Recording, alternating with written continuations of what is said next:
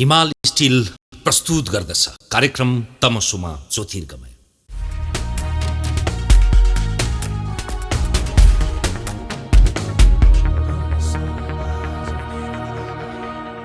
दर्शकबिन नमस्कार, कार्यक्रम तमसुमा ज्योतिर्गमयमा यहाँलाई हार्दिक स्वागत छ।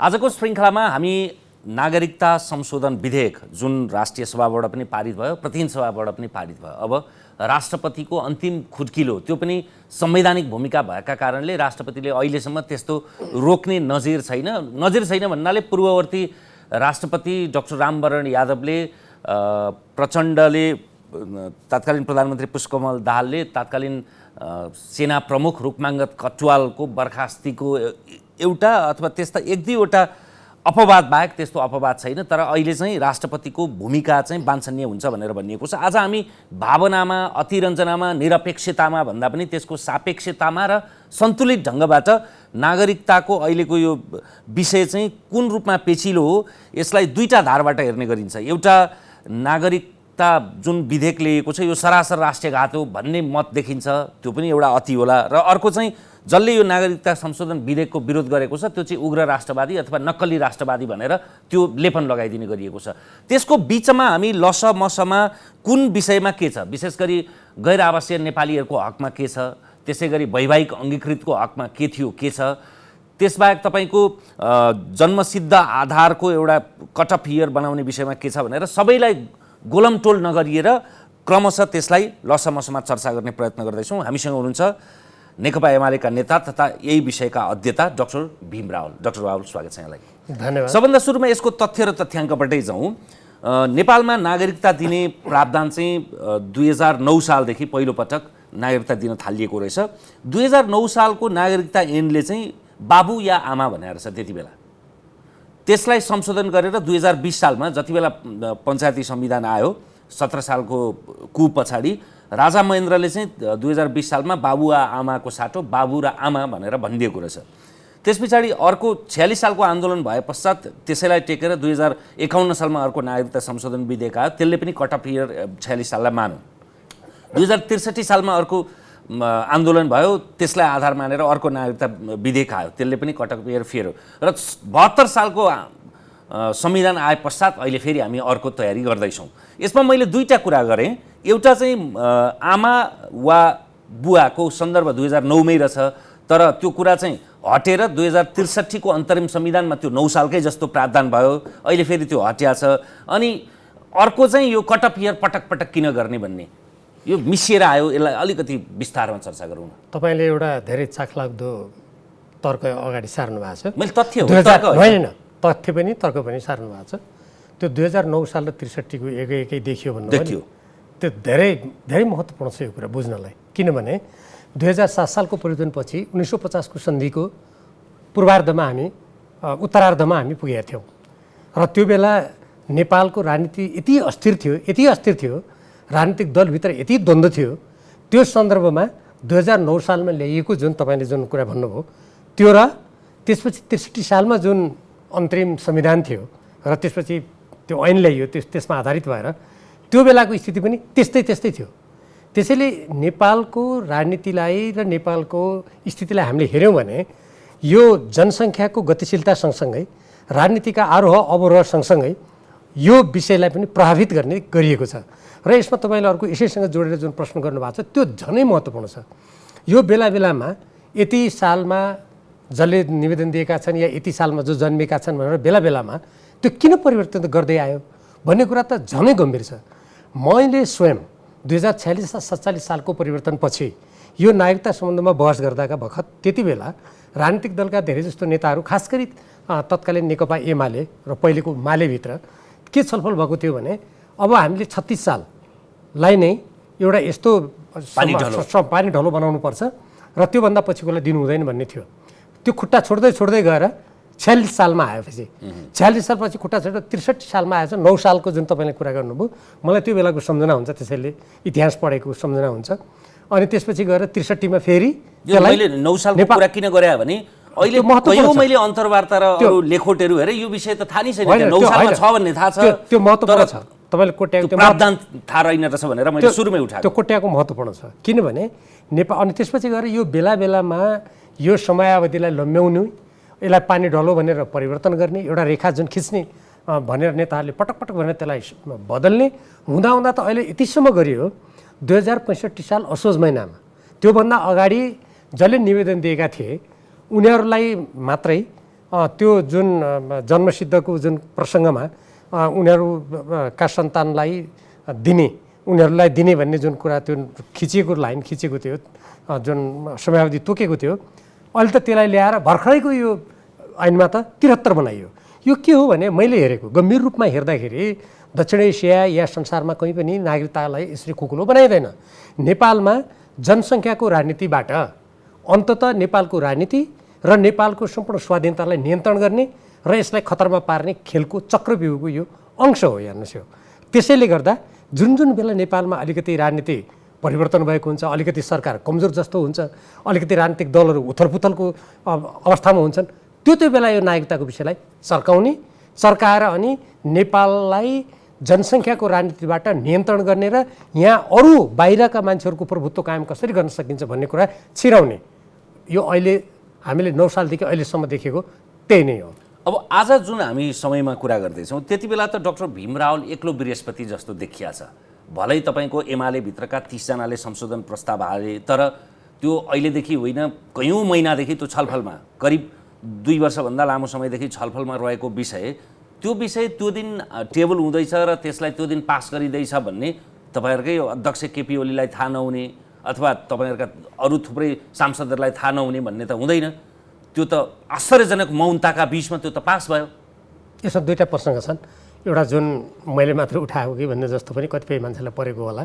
हेर्नुहोस् 2046 सालको परिवर्तनपछि तत्कालीन नेकपा मालेभित्र जुन हाम्रो अल्पमतको सरकार बनेको थियो एमालेको पछि गएर हामीले मालेकालदेखि नै नागरिकताको विषयमा धेरै ठुलो बहस गरेका छौँ, छलफल गरेका छौँ र पछि गएर एमाले कालमा आएर त हजुरबाले अलिकति घिउ खाथे भनेर भएन। आज के गर्दैछ? आज म त्यो कुरालाई किन जोडेको भने एमाले कालमा त त्यसमा नागरिकता सम्बन्धी अध्ययन गर्न त्यो धनपति उपाध्यायजीको संयोजकत्वमा बनेको मलाई सम्झना छ।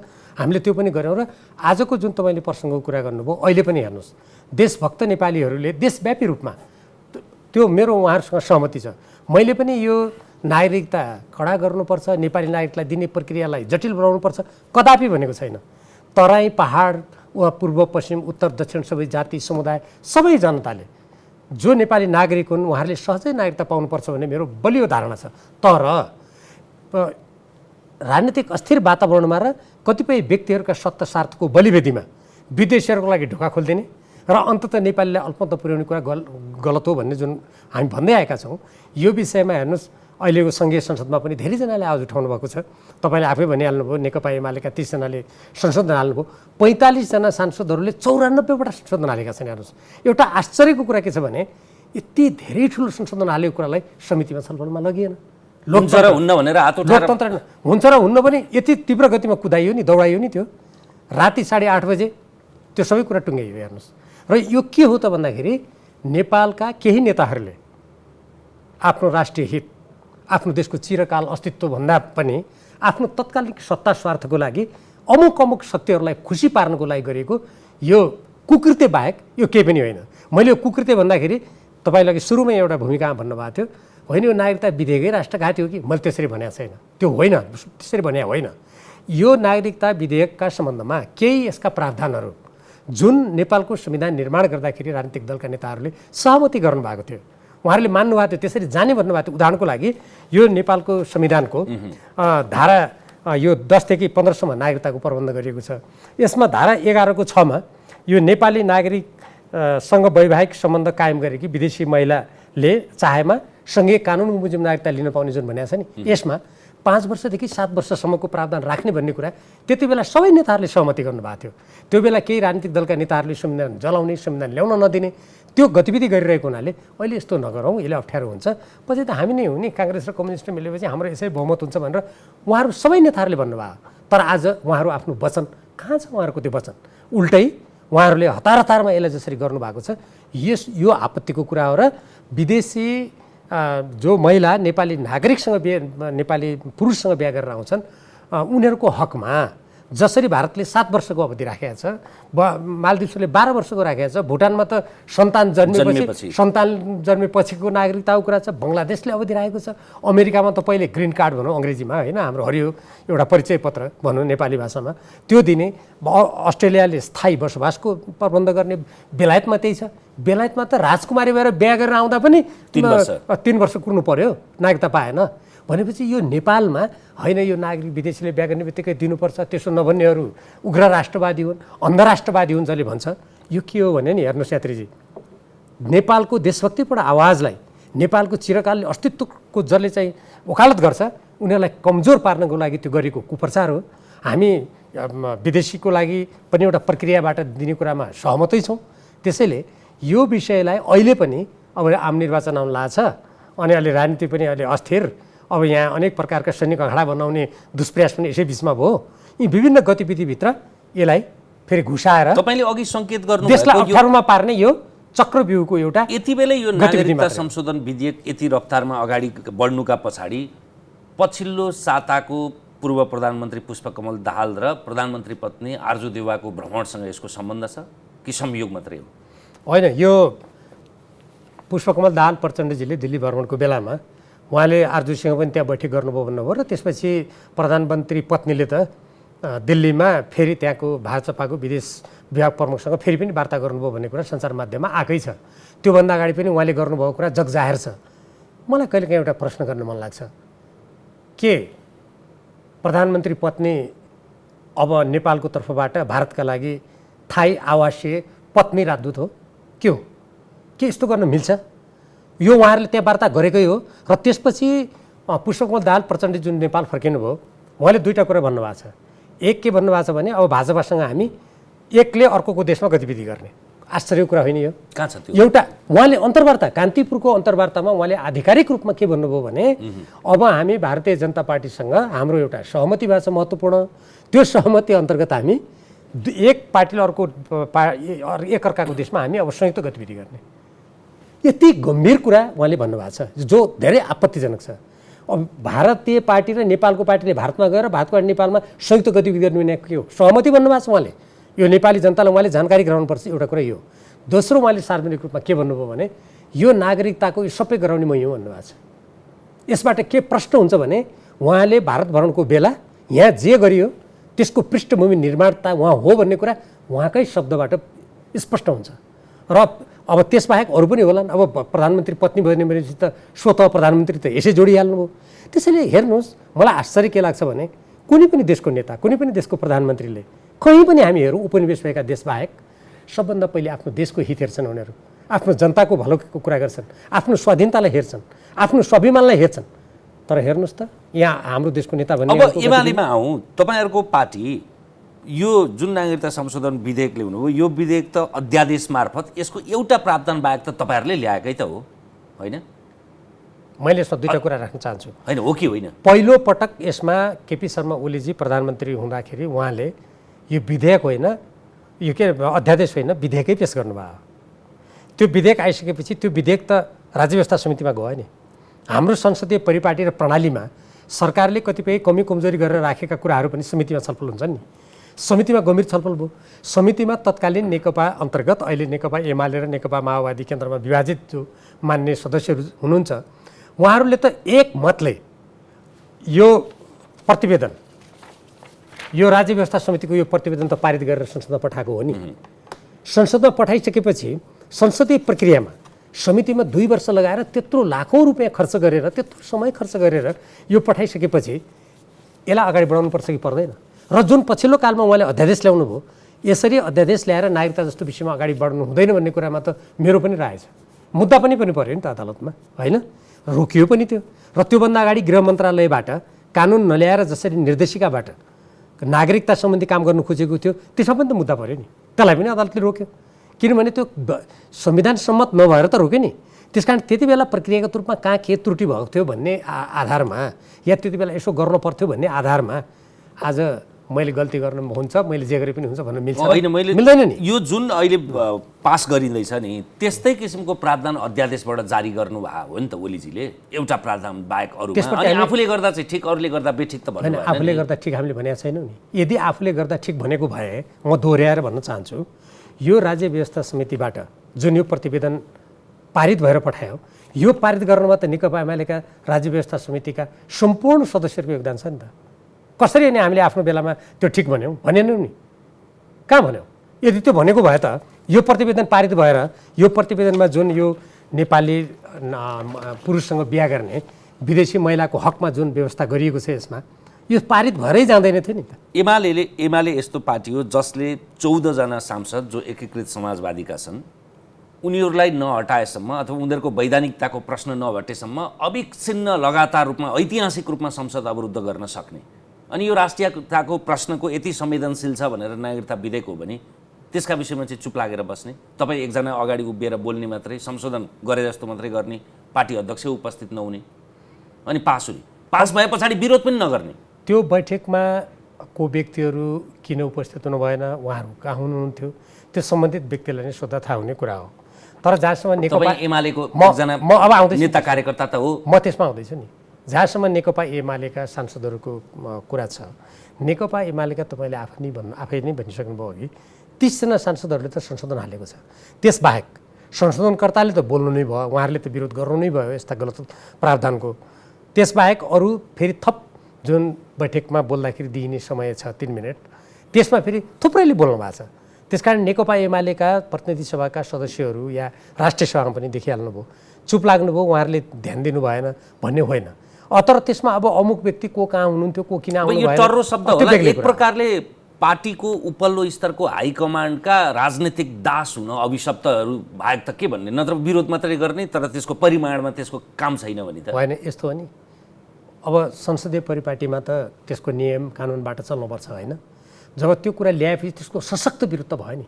यदि जुन तपाईँले अघि भन्नुभयो नि, कसैले भनेको कुरा गरेर टाउको हल्लाउने भएदेखि त्यत्रो राष्ट्रिय सभा र प्रतिनिधि सभामा त्यत्रो सशक्त आवाज सांसदहरूबाट उठ्थ्यो र त्यत्रो संशोधन हुन्थ्यो र?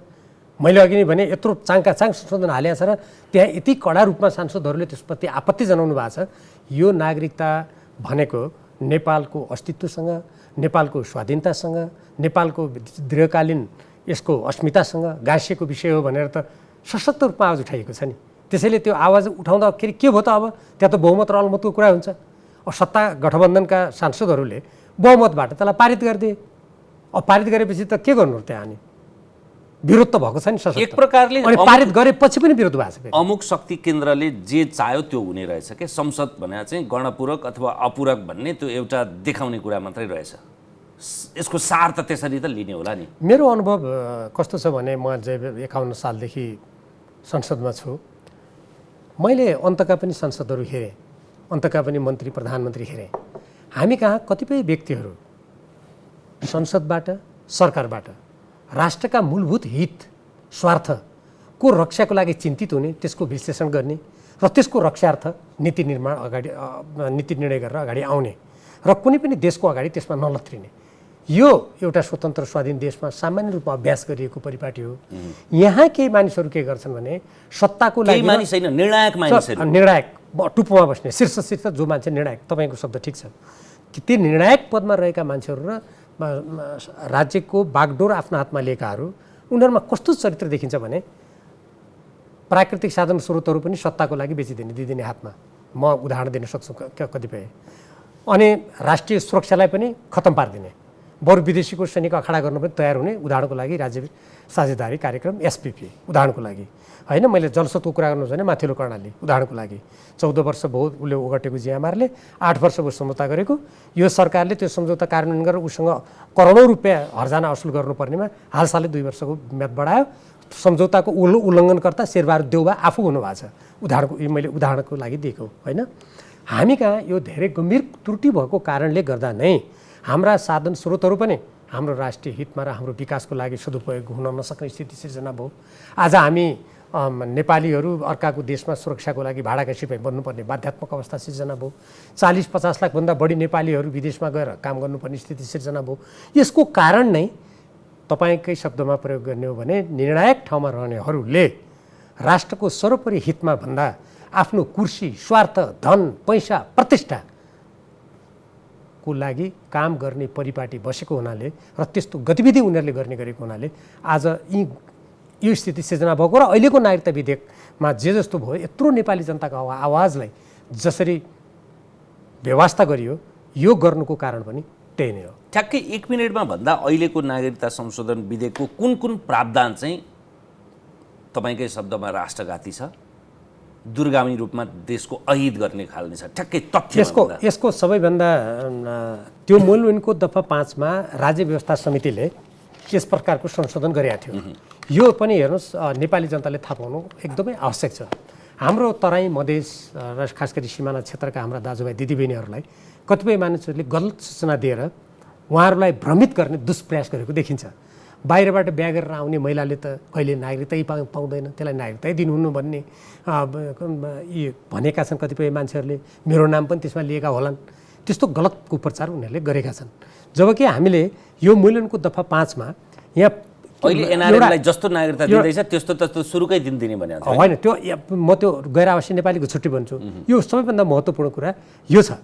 यसमा हामीले एउटा यो नेपालको संविधानको जुन मैले धारा 11 को उपधारा 6 को अघि कुरा गरेका थिएँ त्योसँग सम्बन्धित भएर राज्य व्यवस्था समितिले के भन्यो भने नेपाली नागरिकसँग वैवाहिक सम्बन्ध कायम गरेकी विदेशी महिलाले नेपालको अङ्गीकृत नेपाली नागरिकता लिन चाहेमा वैवाहिक सम्बन्ध कायम भई नेपालमा निरन्तर 7 वर्षसम्म थायी बसोबास गरेको रहेछ भने निजले अङ्गीकृत नागरिकता प्राप्त गर्नेछ। अनि नागरिकता नदिने काम भनेको छ। एक नागरिकतै नदिने भन्यो, यस्तो गर्यो भनेर हल्ला गरिँदैछ किनभने मान्छेको भावना भड्काउनलाई। अब दोस्रो कुरा यसैसँग सम्बन्धित अर्को साह्रै महत्त्वपूर्ण कुरा छ। यसरी बिहे गरेर आउने जो महिला हुन्छन् त्यो महिलाको हकमा नागरिकता नपाउँदाखेरि के हुने त? उनलाई उनको अरू गतिविधि कसरी गर्ने भन्ने बारेमा यति राम्रोसँग यहाँ चाहिँ लेखिएको छ। जस्तो नागरिकता प्रमाणपत्रको सट्टामा थाई आवासीय अनुमति पत्र दिइन्छ, जस्तो अस्ट्रेलियामा दिन्छ, अमेरिकाले दिन्छ, अरू देशले दिन्छन्, बेलायतले दिन्छ, होइन? हामीले किन दिन नपाउने?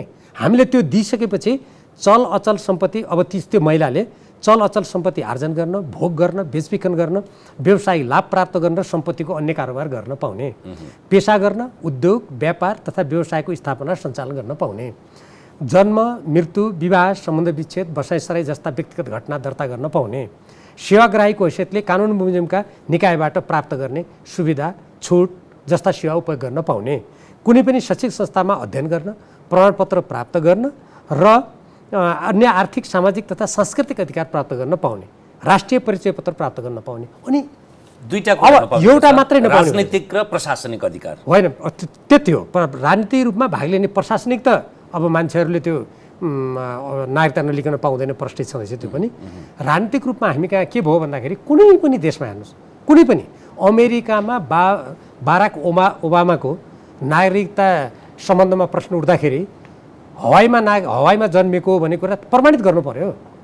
हेर्नुहोस् त्यहाँ नजन्मेको मानिसलाई राष्ट्रपति हुन नदिने। भारतमै हेर्नुहोस् सोनिया गान्धीको प्रसङ्गमा त्यो हेरौँ, होइन? हामीले पनि नेपाली पुरुषसँग बिहा गरेर आउने महिलाको हकमा त सम्पूर्ण अधिकार दिएकै छ।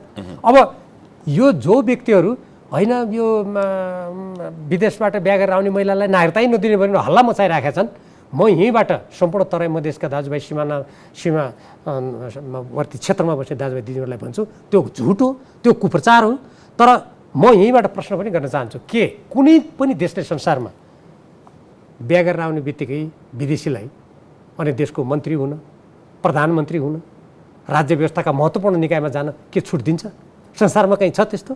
तपाईँले भन्नुभएको एउटा विवाह गर्ने बित्तिकै भोलिपल्टै नागरिकता दिने प्रावधान गलत, त्यो 7 वर्ष अथवा 5 वर्ष राख्नु एक त्यस्तै हो। सबैभन्दा महत्त्वपूर्ण कुरा यही नै हो। दोस्रो कुरा यो राष्ट्रको चिरकालीन अस्तित्वसँग गाँसिएको हाम्रो जनसङ्ख्याको राजनीतिबाट नेपालमाथि भोलि घात गर्न सक्ने सबभन्दा खतरनाक प्रावधान यही नै हो। तर हामीले अर्को सच्याउन खोजेको के थियो भने अङ्गीकृत नागरिकता लिँदाखेरि अरू देशमा अहिले शपथ लिने कुरा त परेको छ। जस्तो अरू देशमा के हुन्छ भने अङ्गीकृत नागरिकता जसले लिन चाहन्छ उसले त्यहाँको भाषा जान्नुपर्छ र उसलाई त्यहाँ प्रशिक्षण दिइन्छ। नागरिकता भनेको के हो, हाम्रो राष्ट्र भनेको के हो, किन हामी यो देशका नागरिक हौँ, हाम्रो गौरव के हो, त्यो सम्पूर्ण कुरा भनिन्छ। हामीले त्यो कुरालाई पनि यसमा राज्य व्यवस्था समितिले अगाडि सारेको थियो, त्यसलाई हटाइयो। अब त्यस्तै गरेर हाम्रो यो जन्मसिद्धको मैले अघि जुन भने नि, अब जन्मसिद्धको पहिले 36 साललाई भन्यो, 46 साल अघि तपाईँले भनिसक्नुभयो, नदोहोऱ्याउँ, हुँदाहुँदा अहिले त्यसलाई आएर 73 सालमा पुर्याइयो। जबकि हाम्रो जस्तो देश, भारत र चीन जस्ता विश्वका अत्यन्त धेरै ठुलो जनसङ्ख्या भएका देशहरू, भारत त अब यो 2023 पछि संसारको सबभन्दा बढी जनसङ्ख्या भएको देश हुँदैछ। अहिलेसम्म चीन थियो, चीनलाई पनि उछिन्दैछ। अनि जोसँगको सिमाना हाम्रो अन्तर्राष्ट्रिय कानुनबाट अहिलेसम्म नियमन गरिएको छैन। त्यो नियमन नगर्नु पनि अत्यन्त आपत्तिजनक हो। कोही मान्छे भन्छन् नि 1950 को सन्धिको कारणले गर्दा नियमन नभएको भनेर। 1950 को सन्धिमा कहाँ लेखिया छ जनसङ्ख्या अन्तर्राष्ट्रिय कानुनबाट नियमन नगर्नु भन्ने लेखिया छ? यो जबरजस्ती हो। हेर्नुहोस्, नेपालका अघि हामीले चर्चा गऱ्यौँ नि, नेपालका निर्णयकर्ताहरू, शासनको बागडोर लिनेहरूको घुँडा टेकुवा नीति, लम्पसार नीति, राष्ट्रप्रतिभन्दा अरू कसैप्रति भक्ति गर्ने नीतिले गर्दा त्यो जबरजस्ती त्यस्तो गरिएको होइन। अब अर्को कोडबाट त्यसकारण हामीले तपाईँले अर्को विषय भन्नुभएको थियो। त्यसकारण यो जुन मिति छ नि, यो मितिप्रति हाम्रो अर्को आपत्ति थियो। यो संविधान सभामा पनि अत्यन्त धेरै बहस भएको विषय हो। अनि यो दोहोरो नागरिकताको विषयलाई अहिले उछालिन्छ, त्यो त यद्यपि यसमा परेको छैन। नेपाल जस्तो मुलुकले दोहोरो नागरिकता दिएर मानिसहरूलाई राख्न सक्दैन। किन भन्दाखेरि ती मान्छेहरू अर्काको देशमा के काम गर्छन्, कसो काम गर्छन् उनीहरू, अनि हामी नेपाल जस्तो देशले त्यो थेक्न सक्ने कुरा हो र? त्यो होइन। अब जस्तो अहिले हाम्रो सुरक्षाकै कुरा गर्नुहुन्छ भने हाम्रो देशका अहिले सिङ्गापुरमा नेपालीहरूलाई बेलायतले पठाएको छ। उनीहरूलाई समानका लागि समान ज्याला पनि दिएको छैन र उनीहरूले पाउने जुन ज्याला छ त्यो ज्याला त्यहाँ सिङ्गापुरबाट जति प्राप्त गर्छन् त्यसबाट बेलायत सरकारले आफूले खाएको देखिन्छ।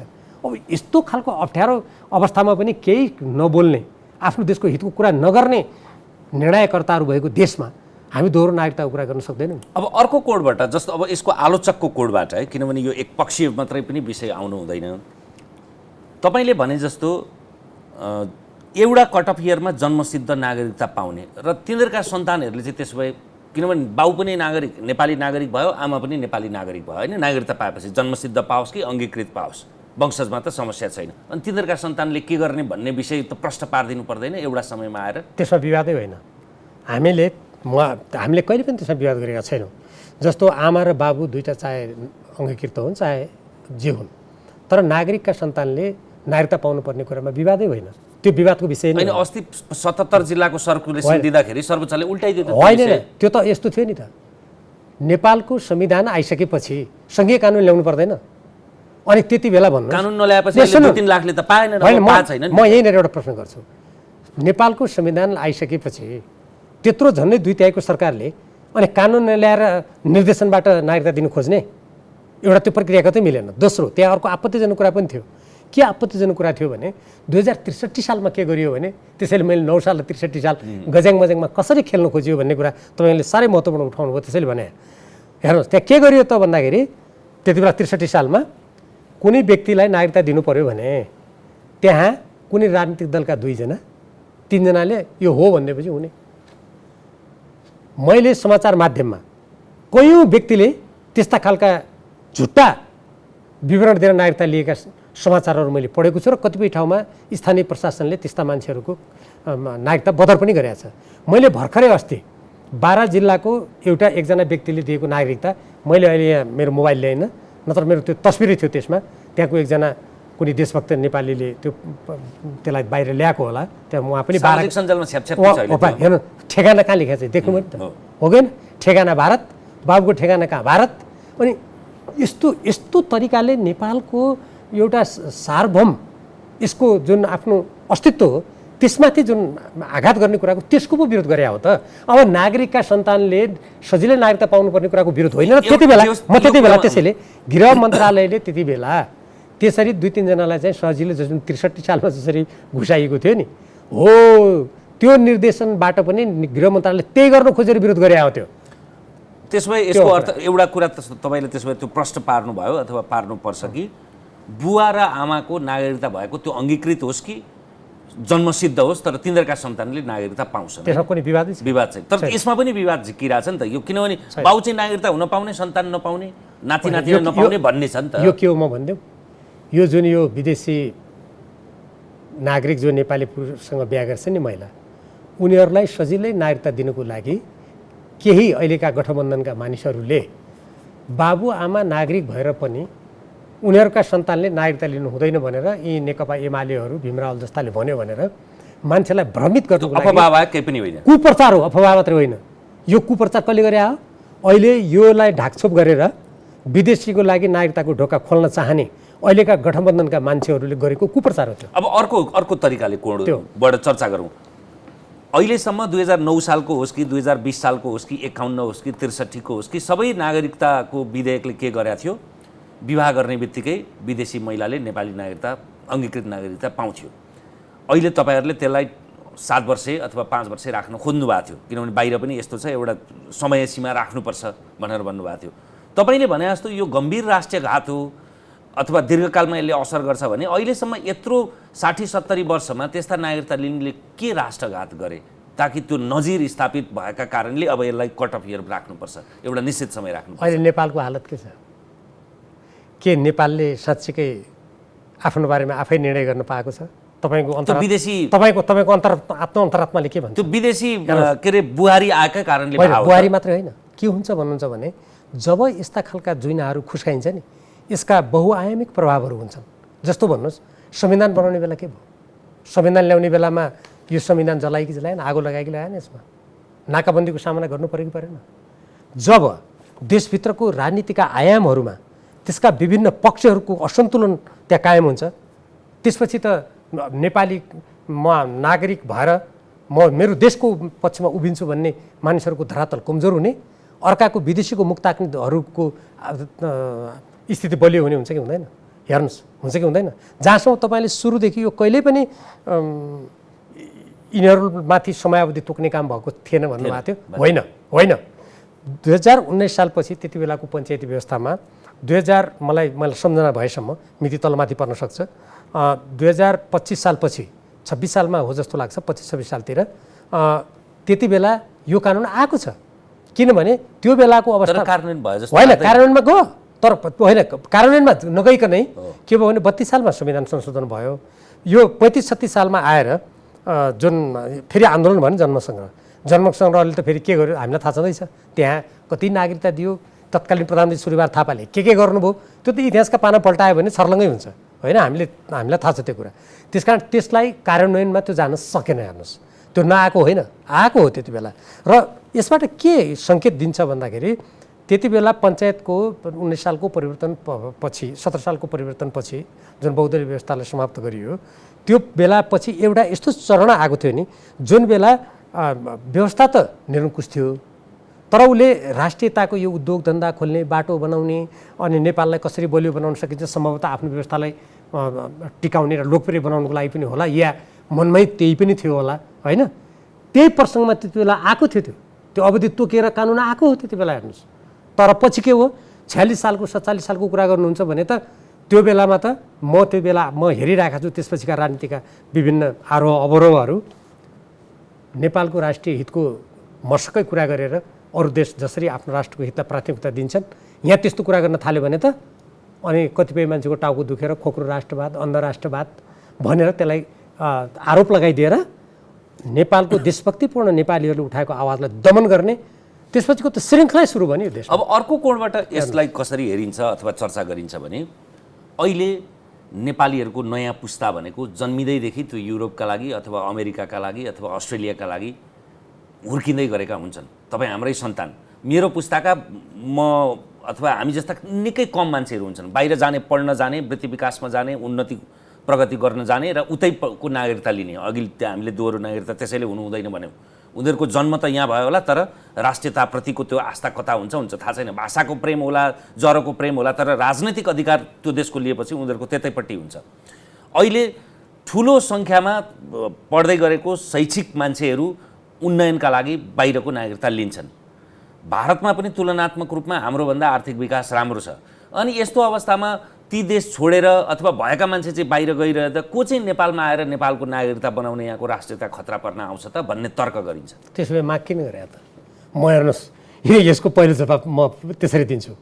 यदि त्यस्तो हो भने, त्यस्तो भन्ने मान्छेहरूले इमान्दारीपूर्वक त्यो तर्क दिएको हो भने त्यसो भए विदेशको लागि ढोका खोल भनेर तर्क किन दिए त? त्यसो भए त कुरै सक्यो नि त, हामीलाई राख्न दिनुहोस् न, 7 होइन हामी 15 राख्छौँ, भएको नि त। अहिले भारत हामीभन्दा विकसित रहेछ, युरोप रहेछ, अमेरिका रहेछ, हामी कहाँ कोही पनि आउँदैनन्, त ठिकै छ, राम्रो भयो। अनि हाम्रो कानुन ल्याउँदाखेरि दुनियाँभरिका शक्ति लागेर अनि यहाँका यो विदेशी भक्ति गर्ने नेताहरूलाई दबाब दिदी किन यसले हटाउन लगाएको त? त्यसो भए किन लगाएको त? त्यो केवल राजनीतिक रूपमा दिएको तर्क मात्रै हो, यहाँ उद्देश्य के छ? त्यसो भए त एउटा अर्को म उदाहरण दिन्छु, यसै सम्बन्धमा एउटा अर्को कुरा गर्छु। जस्तो अमेरिका त धेरै शक्तिशाली मुलुक होइन, अनि अमेरिका जस्तो मुलुकले हाम्रो देशलाई, हाम्रो नेपालको संविधानको धारा 51 को डट विपरीत स्वतन्त्र असंलग्न परराष्ट्र नीति, पञ्चशीलको सिद्धान्त, विश्व शान्ति र नेपालको राष्ट्रिय हितलाई सर्वोपरि राखेर नेपालको स्वतन्त्र परराष्ट्र नीति हुनेछ। हामी विगतका सहिष्णुताको पुनरावलोकन गर्ने र कुनै पनि असमान सहिष्णुता गर्न छैन भनेर यो संविधानको धारा 51 को डमा प्रष्ट रूपमा लेखिएको छ। अनि त्यति लेख्दै नेपाललाई घिसारेर सन् 2019 मा अनि नेपालले चाहिँ राज्य साझेदारी कार्यक्रम लिएर अमेरिकाको उटा राज्यसँग सैनिक गठबन्धन गरेर अनि यहाँ विदेशी अखाडा, अनि त्यस्तो शक्तिशाली राष्ट्रले किन गर्नु पर्यो त? यहाँ बाटाघाटा राम्रा छैन, विमानस्थल ठुला छैनन्, उसैको देशमा छ नि त, किन यहाँ गर्नु पर्यो? त्यस्तो होइन। आजको विश्वमा शक्ति राष्ट्रहरूले, अझ छिमेकीहरूले त झन्, यदि उनीहरूका नीति साम्राज्यवादी र विस्तारवादी छन् भने उनीहरूले के गर्छन् भन्दाखेरि जनसङ्ख्याको राजनीतिबाट, प्राकृतिक साधन स्रोतहरू हत्याउने दृष्टिकोणबाट त्यहाँ आफ्नो प्रभुत्व जमाएर अर्को देशको विरुद्ध त्यहाँको भूमि प्रयोग गर्न चाहन्छन्। हामीले नदेखेर नबुझेको कुरा हो र?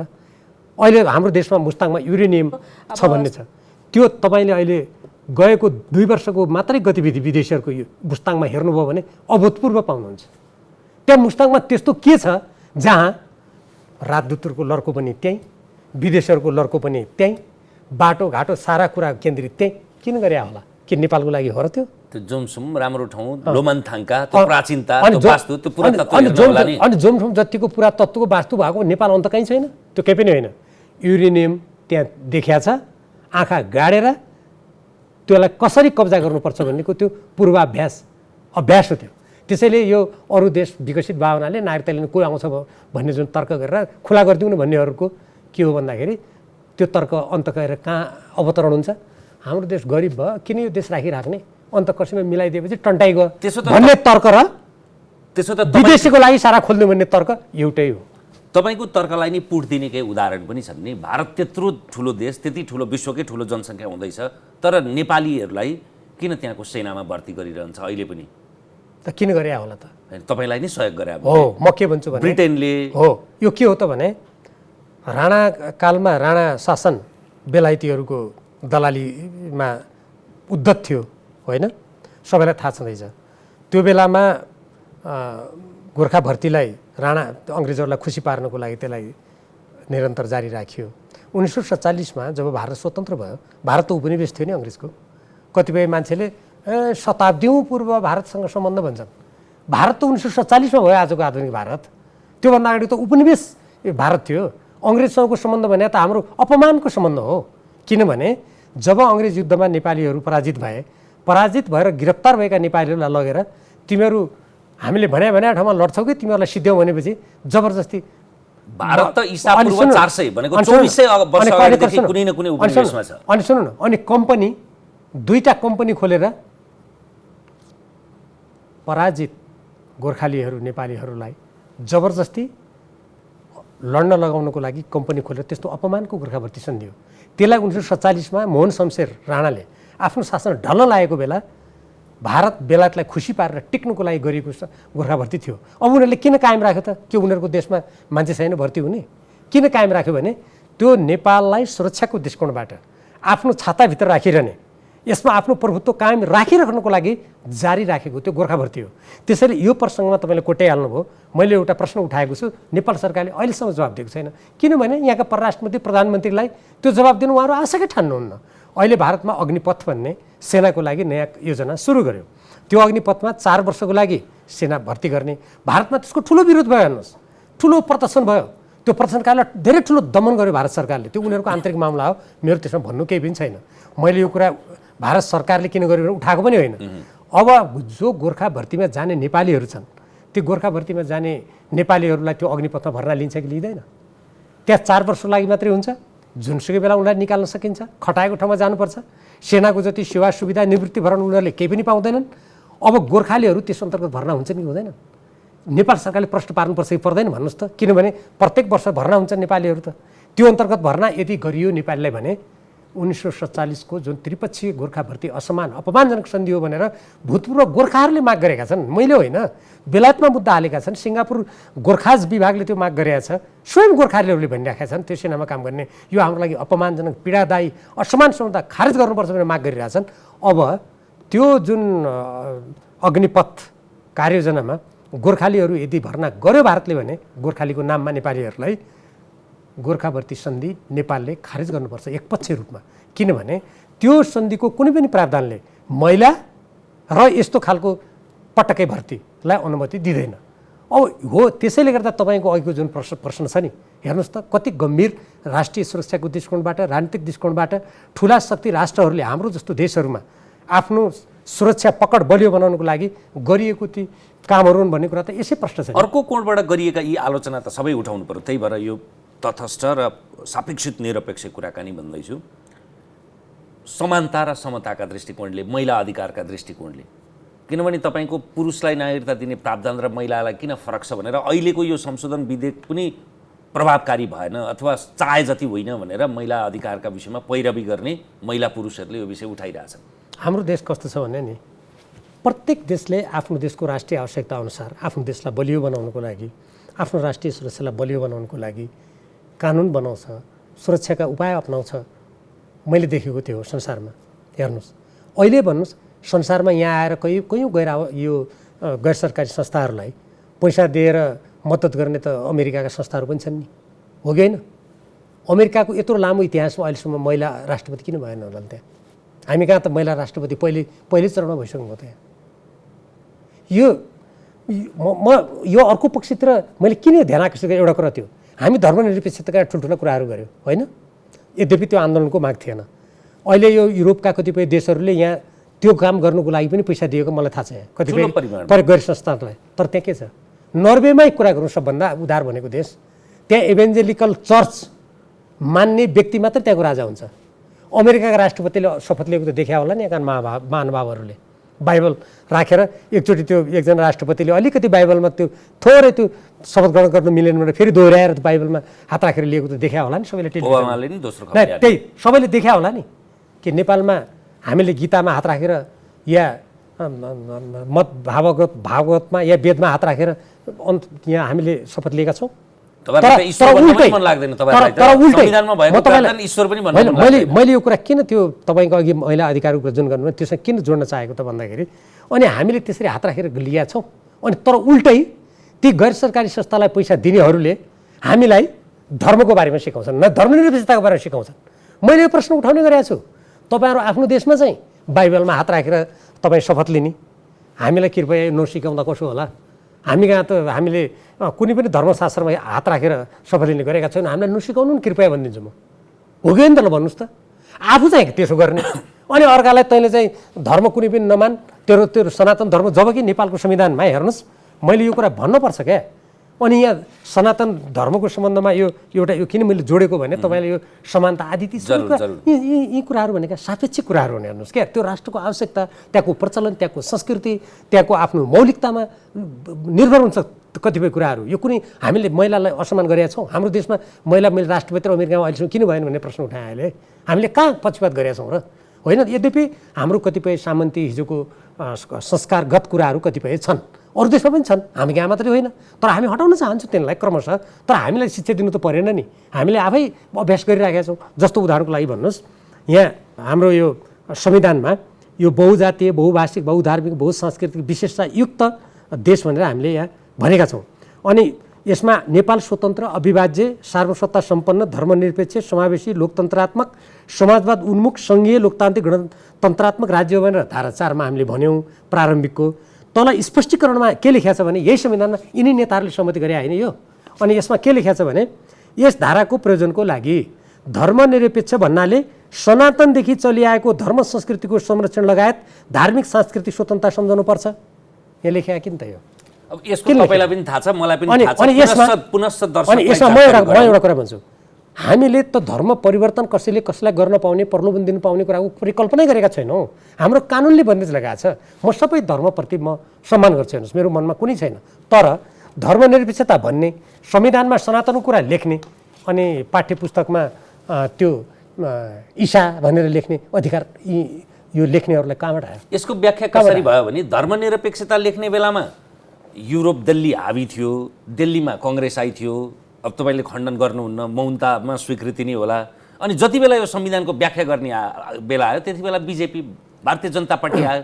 अब उतालाई प्रतिबद्धता जनाइदिएकै छ, त्यसैले धर्मनिरपेक्षता लेख्नु पर्यो, यताकालाई चित्त बुझाउनु होइन, व्याख्यामा त यो छ नि भनेर भनिदिएको छ। होइन, यो मानिसहरूले त्यो घटनालाई पनि विश्लेषण गर्न सक्लान् होइन। विश्लेषकहरूको तपाईँको खण्डन त भएन नि। सुन, विश्लेषकहरूको सम्मान गर्नुपर्छ। तर म त्यहाँभित्रको तपाईँलाई यथार्थ स्थिति भनिदिन्छु। संविधान सभाको पहिलो कार्यकालमा थुप्रै विषयहरू, संहिताको स्वरूप, नागरिकता, यही धर्मनिरपेक्ष लगायत राष्ट्रिय सुरक्षा, थुप्रै विषयहरूमा बहस भएर हामीले पहिलो संविधान सभाको कार्यकालबाट संविधान बनाउन सकेनौँ। त्यत्रो ठुलो मतभेद भयो। दोस्रो कार्यकालमा आएर पनि धेरै जटिलता थिए, तर बालुवाटारमा हामीले 16 बुँदे सहमति गऱ्यौँ। म त्यसमा धेरै घनीभूत रूपमा संलग्न मान्छेमध्ये म पनि हुँ। हामीले घनीभूत रूपमा संलग्न गऱ्यौँ र त्यो 16 बुँदे तिमीहरूले आफै किन गर्यौ भनेर हामीमाथि पछि नाकाबन्दी लगाइयो र 2072 साल जेठ 25 गते गर्नुभयो। अब हेर्नुहोस्, त्यही त त्यो गऱ्यौँ र त्यसपछि नेताहरूका घर घरमा विदेशीहरूले आएर नेताहरूलाई दबाब दिने, हप्कीदप्की गर्ने कामहरू गरे होइन।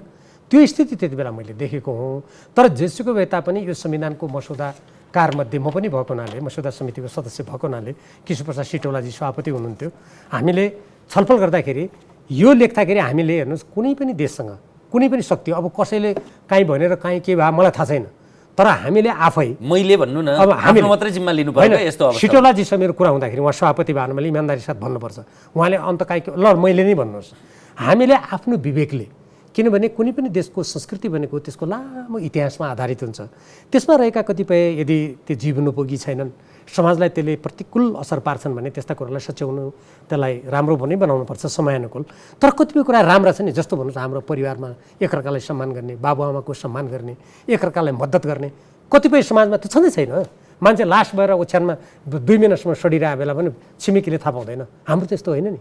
भने ती असल कुराहरू बचाउनु त हाम्रो कर्तव्य हो भन्ने आशयबाट हामीले यो धर्मनिरपेक्ष भन्नाले यो सनातनको व्याख्या त्यहाँनिर चाहिँ हामी त्यो दृष्टिकोणबाट हामीले गरेका हौँ। हेर्नुहोस्, यो बडा महत्त्वपूर्ण प्रसङ्गमा आउनुभयो। हामी यो बहसको धेरै कुरा लगभग त्योसँग सम्बन्धित भएका कारणले नागरिकताबाट म अलिकति अर्को प्रसङ्गमा आउँछु। सामाजिक संरचना, संस्कृति, पूर्वज, सारांशमा भन्ने हो भने विगत सबैलाई आलोचना गरेर परिवर्तनको नाउँमा हामीले नेपालको अस्तित्वका आधारहरू नि त कमजोर बनाउँदै छैनौँ। एकदमै हो, तपाईँले भनेको कुरा एकदम ठिक कुरा हो। क्रान्तिमा सबैभन्दा ठुलो रक्तपातपूर्ण क्रान्ति र ठुल्ठुला शक्तिहरूलाई पराजित गरेको क्रान्ति चिनिया क्रान्ति पनि हो नि।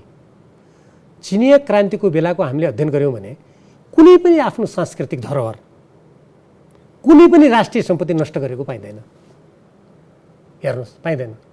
युरोपमा त्यता ठुल्ठुला उथलपुथल भए, त्यहाँ भएका मूर्ति आदि हामीले हेऱ्यौँ भने त्यहाँ धर्मको विरुद्धमा ठुलो आन्दोलन पनि भयो, किनभने धार्मिक अन्धताले त्यहाँ ठुलो अत्याचार गरेपछि पुनर्जागरण प्रोटेस्टेन्ट भनेको त्यहीँबाट जन्म्यो, अनेक त्यहाँ भएको होइन।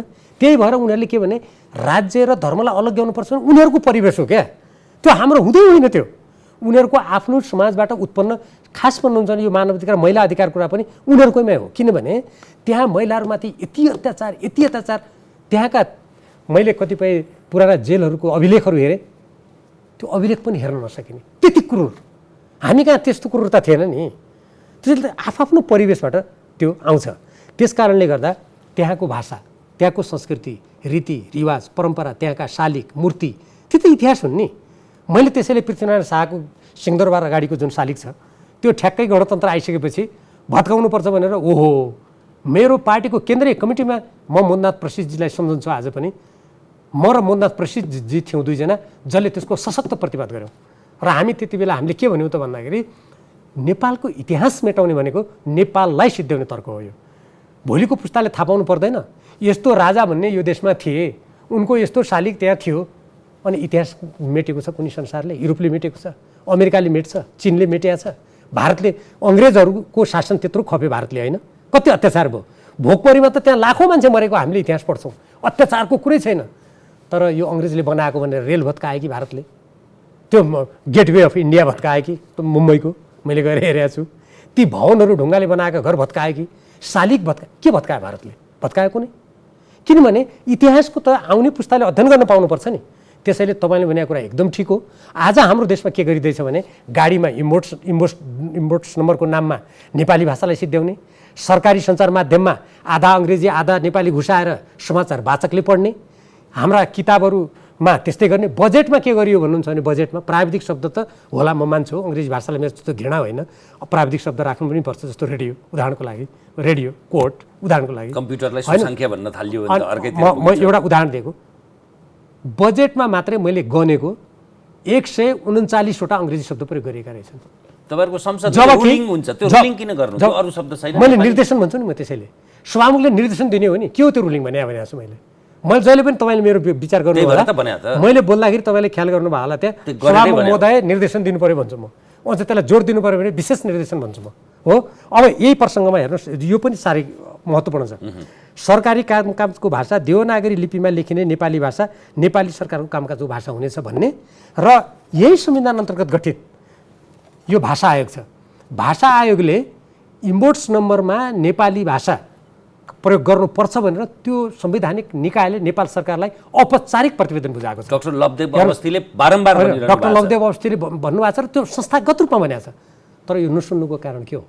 नसुन्नुको कारण अघि तपाईँले भन्नुभयो जस्तो भाषा, संस्कृति, परिवेश, मौलिकता सम्पूर्ण समाप्त गरिदिएपछि देश के बन्छ भने त्यसो भए कलेजो मुटु केही पनि नभएको कङ्काल बन्छ।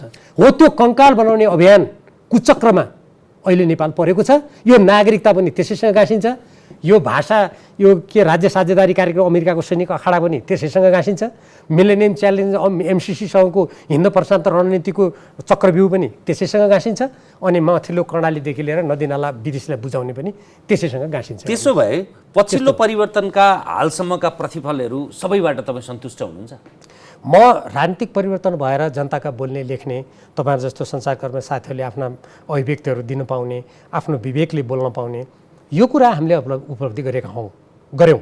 तर राणा शासनदेखि पञ्चायतकाल हुँदै हाम्रो देशमाथि थुपरिएका वा हामीले हटाउन नसकेका असमान सन्धि क्षमताहरू सच्याउने, हाम्रो राष्ट्रको जनशक्ति, हाम्रो प्राकृतिक स्रोत, हाम्रो राष्ट्रको हितमा सदुपयोग गर्ने, जसरी अरू विश्वका देशहरूले म चीन हुँ, म भारत हुँ, या म अमेरिका हुँ, मेरो देश महान हो भनेर त्यो राष्ट्रको लागि गौरवका साथ काम गर्न पाउने वातावरण कदापि बनेन।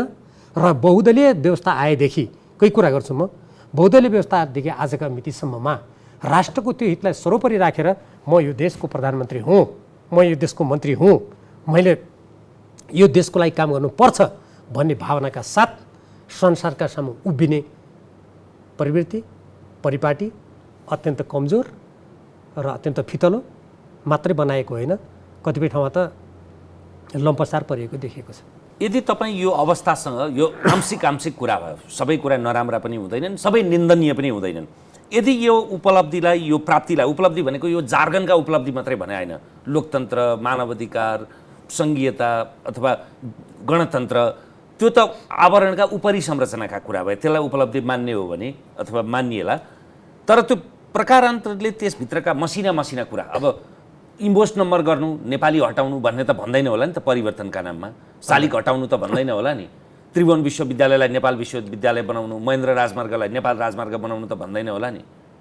त्यसो भए त भोलि बीपीका नामका, गणेशमानका नाममा, मनमोहनका नाममा, भोलि प्रचण्डका, केपीका नाममा पनि सबैले हटाइदिन्छ। एउटा पुस्ता पछाडि अर्को पुस्ता त त्यो हरेक देश नै हरेक पुस्तामा नयाँ हुँदै जाने भयो। नयाँ नेपाल भन्ने जुन हामीलाई बडा गौरव र सुखानुभूति हुन्छ, त्यो शब्दै गलत थियो।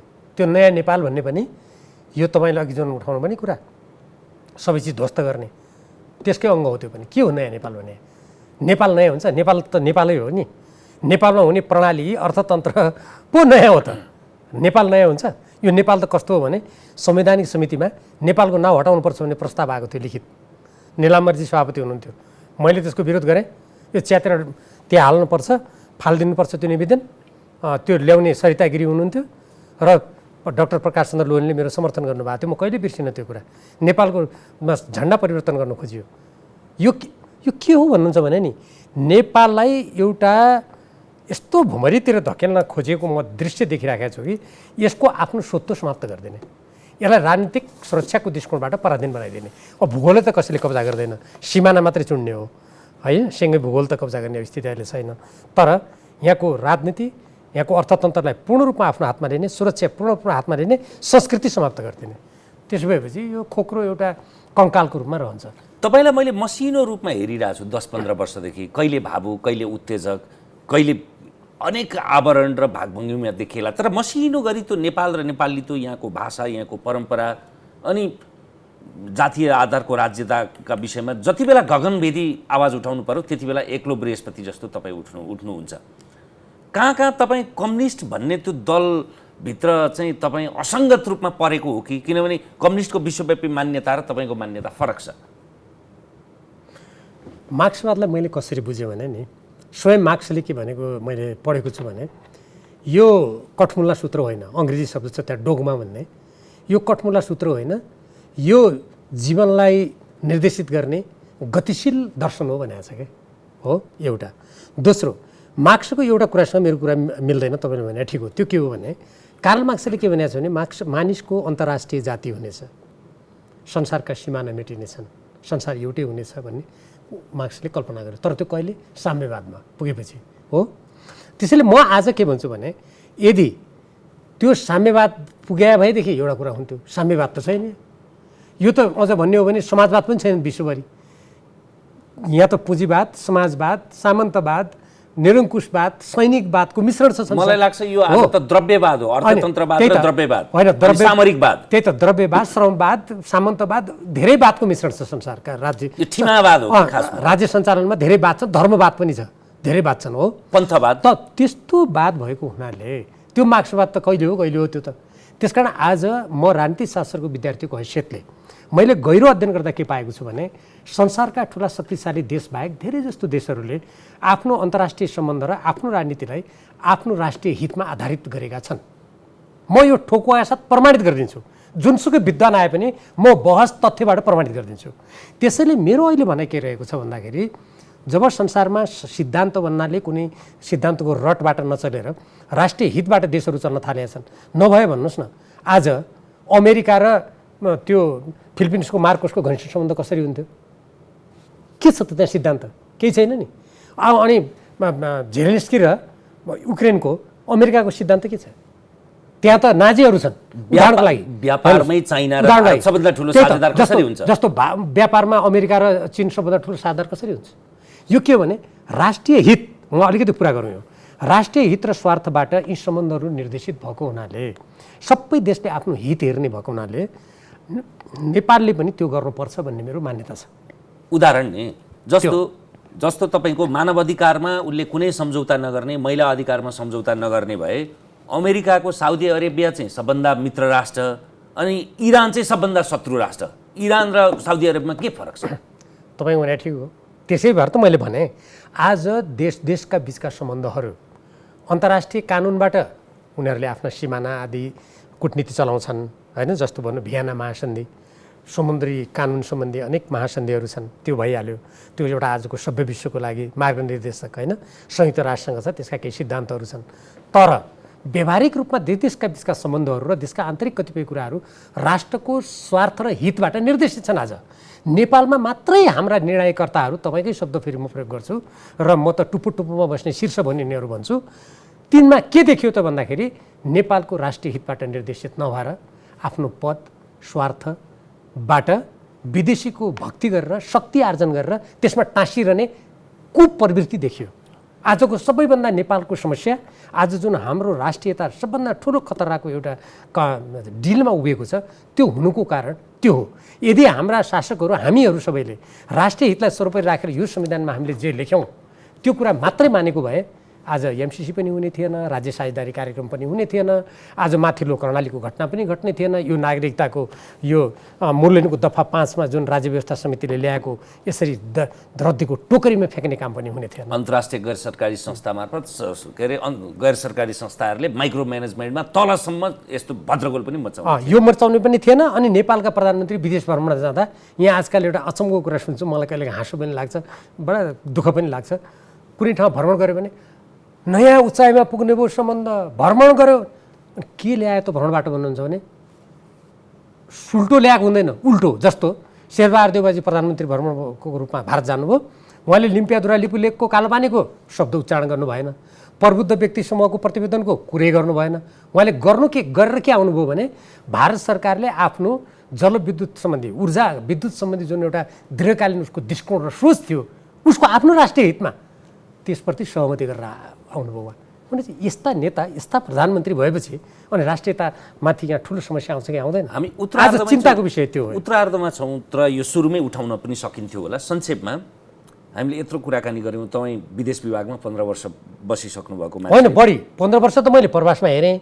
मैले नेकपा एमालेको विद्यार्थी कालदेखि पछि पार्टी माले हुँदै त्यो हेर्ने हो भने म झन् नै 3 दशक जति विदेश विभागमा मैले काम गरेँ। तपाईँ अनुभव गरेको मान्छे मैले आज नेपाल आजको यो भू राजनीतिक शक्ति सन्तुलनका बीचमा नेपाल कति भारतको प्रभावमा, कति चीनको प्रभावमा, कति अमेरिकाको प्रभावमा र कति युरोपियन युनियनको प्रभावमा देख्नुहुन्छ? प्रतिशतमा भाग लाउन अप्ठ्यारो छ, तर यिनीहरूका आफ्ना आफ्ना चासो चाहिँ कुन गुणात्मकतामा छन्? म एउटा कुरा भन्न सक्छु, यसमा गहिरो अध्ययन अनुसन्धान गरेर तथ्य तथ्याङ्कमा सबै कुराहरू त म अहिले भन्न सक्दिनँ। किनभने प्रश्न खारेज योग्य त छैन नि। मैले होइन, खारेज योग्य होइन, मनोज्ञ छ। तर एउटा कुरा मैले जे प्रत्यक्ष रूपमा देखेँ संविधान निर्माण गर्दा, सबै कुरा आजसम्मको मेरो 50 वर्षको राजनीतिक जीवनमा पञ्चायतकालदेखि अहिलेसम्म मैले जे देखेँ, यसमा के भएको छ भने नेपालको आन्तरिक राजनीतिलाई भारतसँगको सम्बन्धमा 1950 को सन्धि र त्यसपछिका अरूका कतिपय व्यवहारले गर्दा त्यसलाई अवाञ्छित रूपमा अत्यन्त प्रभावित गर्ने गरिएको पाइन्छ अनेकौँ घटनाक्रममा। त्यसपछि अमेरिकासँगको सम्बन्धमा चाहे खम्पाकाण्ड भन्नुहोस् या त्यसपछिका अनेक श्रृङ्खलाहरूमा हामीले हेऱ्यौँ, अरू पछिल्लो कालमा राज्य साझेदारी कार्यक्रमको नाममा जुन 10 मुद्दे बाहिर आयो, त्यो गरेकै हो नि। यदि गरेका थिएन भने सरकारले अनुसन्धान गरेर यो गर्नेलाई किन समात्दैन? होइन, किन उसले त्यसमा चासो राख्दैन? त यो त बाहिर सबै पर्दा खुलेपछि अनि कुरा बङ्ग्याएका न हुन्। यो स्थितिमा के छ भने नेपालको आन्तरिक राजनीतिमा समेत यसको जुन आन्तरिक आयाम बलियो हुनुपर्ने हो, बाह्य आयाम यो संविधानबाट निर्देशित भएर हामीले हाम्रो राष्ट्रको स्वतन्त्र परराजनीति सञ्चालन गर्नुपर्ने हो, त्यो भारतबाट पनि असर परेकै छ, अमेरिकाबाट पनि परेकै छ, युरोपेली सङ्घबाट पनि परेकै छ, चीनबाट पनि बेला बेलामा परेकै छ। तर यद्यपि चीनबाट चाहिँ बेला बेला होइन, चीनले के गरेको छ भने यसमा चीनले चाहिँ चिनको के देख्छु भने म सुरुदेखि पञ्चायतकालदेखि अहिलेसम्म चीनको चाहिँ नेपाललाई बलियो बनाउने र नेपाली भूमि आफ्नो विरुद्ध प्रयोग नहोस्, किनभने तिब्बत उसको अलिकति धेरै संवेदनशील क्षेत्र भएको हुनाले नेपाल बलियो भइराखोस्, त्यहाँ अरू कुनै शक्ति नआओस्, त्यो दृष्टिकोणबाट काम गरेको देखिन्छ चीनले। अरूले यहाँ प्रभावै जमाएर त्यहाँका योजना हत्याउने आदि गर्ने देखिन्छ। र चीनले पछिल्लो समयमा व्यापारी मार्फत यहाँ कतिपय जलविद्युत आयोजनाहरू सञ्चालन गर्न खोजे तापनि फेरि त्यसमा कुनै सफलता कहीँ पनि पश्चिम सेतीबाट पनि हात झिक्यो, होइन, बुढी गण्डकीबाट त हटि नै हाल्यो, त्यो खास देखिँदैन, त्यस्तो देखिन्छ। तर अरूले त यहाँ सैनिक सामरिक यहाँको चाहिँ नियन्त्रणै गर्न खोजेको देखिन्छ, त्यस्तो देखिन्छ। र त त्यसैले मैले के आशा गरेको थिएँ भने कमसेकम बौद्धले व्यवस्था आइसकेपछि पनि र पछि अब गणतन्त्र आएर पार्टीहरूले यो संविधान आइसकेपछि हामीले यसमा यो जुन संविधानको धारा 289 हो जस्तो मलाई लाग्छ, त्यसमा हामीले जुन यो अन्तर्राष्ट्रिय सन्धि सम्झौता गर्दाखेरि 2/3 हामीले त्यसलाई 279 धारा 279 जुन हामीले 4वटा शान्ति र मैत्री, सुरक्षा एवं सामरिक सम्बन्ध, नेपालको राज्य सीमाना र प्राकृतिक सुरक्षा त्यसको उपयोगको मार्फत गरेका थियौँ।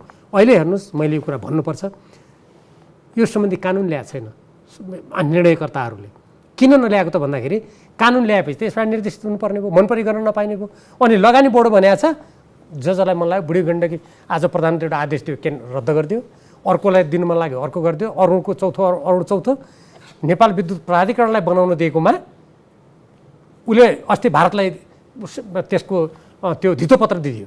यस्तो मनपरी यति स्वेच्छाचारी किसिमले काम गरिरहेछन्। यो संविधानको धारा यो पनि मिचेको छ, 51 को ड पनि मिचेको छ र यसरी यो संविधानको खिल्ली उडाइएको छ।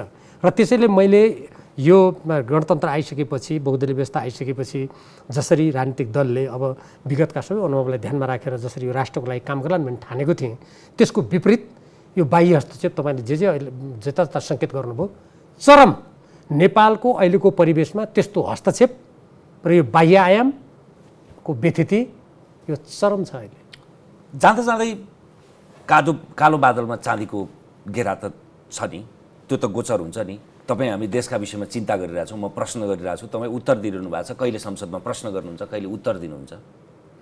त्यो त निसन्देह नै छ। त्यो छ भन्ने कुराको सबभन्दा पछिल्लो उदाहरण के हो भने अमेरिकी राज्य साझेदारी कार्यक्रममा सरकारले त्यस्तो गर्न खोज्दाखेरि पनि बाध्य भएर देशव्यापी रूपमा सम्पूर्ण रूपमा उठेको आवाजले बाध्य बनायो सरकारलाई त्यसलाई अगाडि नबढाउने भनेर। तर पनि उसले 1 महिनाभन्दा बढी त्यसलाई थाती राखेर लुकाएर त्यसमा उसले खेल्न खोज्यो।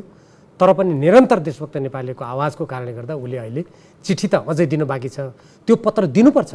सरकार यदि इमान्दार छ, उसको त्यसमा दायाँ गर्ने आशय छैन भने उसले चिठी बाहिर ल्याउनलाई के अप्ठ्यारो पर्यो?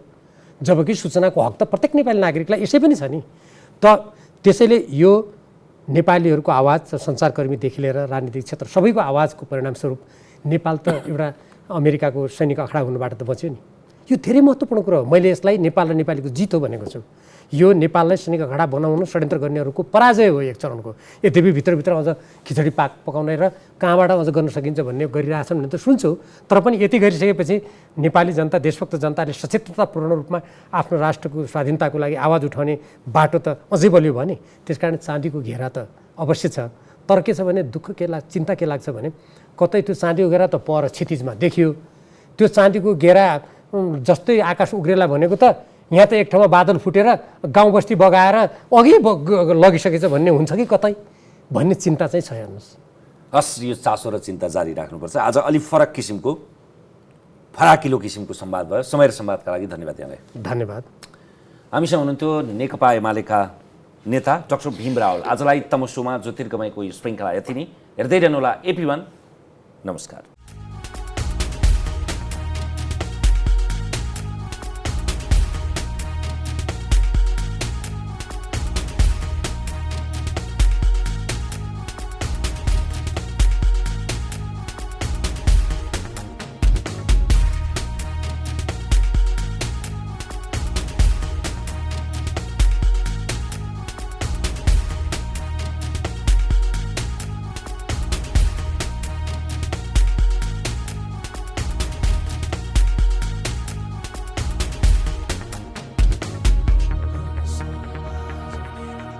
हिमाल स्टिल प्रस्तुत गर्दछ कार्यक्रम तमसुमा ज्योतिर्गमय। It's an AP1 presentation.